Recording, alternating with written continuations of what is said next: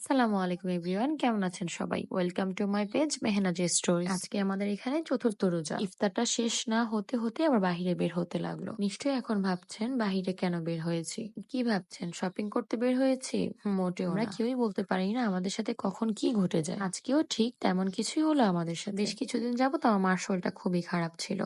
তো হঠাৎ করে আজকে বেশিই খারাপ হয়ে গেল। মার বুকে ব্যথাটা বেড়ে গেল। রাত্র করেই বের হয়ে গেলাম মাকে নিয়ে হসপিটালের উদ্দেশ্যে। আমাদের বাসার পাশে একটা হসপিটাল ছিল, রয়্যাল হসপিটাল। এর জন্য আমাদের জন্য একটু সহায় হয়েছে। আসলে মার শরীর খারাপ থাকলে ঘরের কোনো কিছুই ভালো লাগে না, কোথাও মন বসে এমন একটা সময় আমরা গিয়েছি যে সময় কোনো ডক্টর ছিল না। পরে আর কি করার, ইমার্জেন্সিতে একটা ডক্টর ছিল, ওনাকে দেখিয়ে দিলাম। ওনাকে দেখানোর পরে উনি কিছু টেস্ট দিল, টেস্টগুলি করালাম, ইসিজি দিল। ওগুলি করানোর পরে মাকে রিপোর্ট দিল। আল্লাহর অশেষ রহমতে আমার মার রিপোর্টে তেমন কিছু আসেনি। আমার মাকে ছোটবেলা থেকে দেখে আসতেছি, অল্পতে আমার ঘাবড়িয়ে যায়। ডক্টরটা দেখানো খুবই জরুরি ছিল। ডক্টরটা দেখিয়েছে, তাতে অনেক ভালো হয়েছে। ডক্টর রিপোর্টগুলি দেখে বলল তেমন কিছু না, শুধু গ্যাস্ট্রিকের সমস্যার কারণে বুকে ব্যথাটা বেড়ে গিয়েছে। তারপর কিছু ইনজেকশন দিল আর মেডিসিন লিখে দিল উনি। পরে ইনজেকশনটা মাকে দিলাম। আসলে মাকে যখন সুইটা পুশ করতেছিল তখন নিজের কাছে খুব খারাপ লাগছিল। তবে কি আর করার বলেন, যেটা বলেছে ডক্টর সেটা তো করতে হবেই। যাই হোক, মার মেডিসিন নিয়ে মাকে সুই টুই দিয়ে পরে বাসায় চলে আসলাম। সবাই ভালো থাকবেন, আমার মার জন্য সবাই দোয়া করবেন।